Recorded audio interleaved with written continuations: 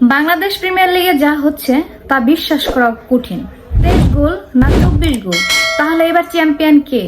জামালপুরের বিপক্ষে ফরাজগঞ্জ করছিল 23 গোল। সবাই ভেবেছিল এই রেকর্ড আর ভাঙবে না, কিন্তু পরের দিনই রাজশাহী স্টার্ট করে বসলো 24 গোল। লিগ এখন রীতিমতো গোলের বন্যা।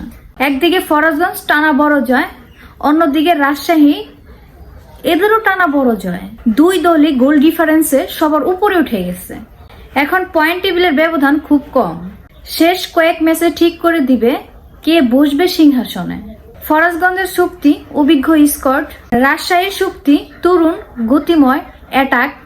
এক দল পরিকল্পনা এগিয়ে, অন্য দলও কিন্তু তাদের থেকে কম নয়। তাই এবারে লিগ বলছে নতুন চ্যাম্পিয়ন আসবে। 23 গোলের রেকর্ড ভাঙলো 24 গোল। তাহলে শেষ পর্যন্ত কে চ্যাম্পিয়ন হবে, ফরাজগঞ্জ নাকি রাজশাহী? আপনাদের মতে এবারের লিগে চ্যাম্পিয়ন কে হবে? আর প্রতিদিন বাংলাদেশ ফুটবলের আপডেট পেতে হলে চ্যানেলটি সাবস্ক্রাইব করতে ভুলবেন না।